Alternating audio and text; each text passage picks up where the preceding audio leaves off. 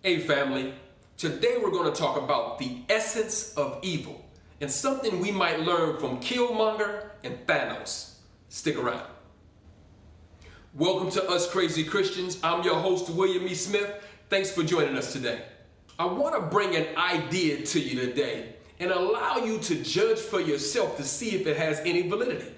Consider this. If God is omnipresent, that means he is everywhere at the same time, right? So if God is love and is everywhere at the same time, then how can evil truly exist? Where can it exist if God is everywhere? You can pile the maximum amount of darkness in one area, as much as you could possibly fit, and it will always lose to the smallest flicker of light. Light always wins. Where there is light, darkness no longer exists. There's no competition, no struggle, no battle. Darkness dies in the presence of light, always. If God is light, then how can darkness truly exist? The only way for darkness to exist, there has to be no light. But if God is love and light, and he is everywhere at all times, then where and how can darkness or evil exist? Where? How? Think about it. Is it possible that people we might consider evil are more like Thanos and Killmonger? Thanos wiped out half the population of the galaxy, but in his mind, it was for the greater good. Likewise, Killmonger killed and wanted to start a war to kill more people, but in his mind, it was all for a greater good. Was he really a bad guy? Is it possible that everyone who does something that we might consider evil is truly acting from a place of their understanding, of their beliefs, of ways they were raised, thoughts and actions that make complete sense to them? Now, let me be clear. I'm not saying that these things that we may deem as evil should not be dealt with. As a matter of fact, both Killmonger and Thanos were destroyed. But maybe when we are dealing with people whose actions in this world, in this life, seem hurtful to us, like they are attacking us, like they are against us, and in our pain and in our wounds, it could seem like they just straight out evil. We might be able to solve more issues with these actions, be able to come to terms with and understand these actions better, if we put a little more energy into trying to understand why so-and-so is doing this or that, as opposed to just chalking them up as being evil or just bad people.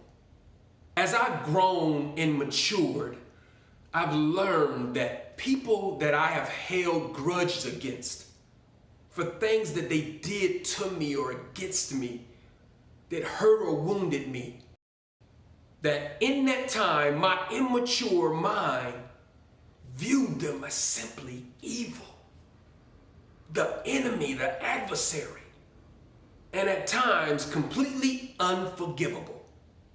As I've matured, as I've grown, I've gained the ability to place myself in their shoes, to be able to try to look at it from their viewpoint, from their understanding, to simply ask questions to try to understand instead of assuming why somebody did something or said something. And being able to do that has completely shifted how I viewed those things I considered atrocities towards me.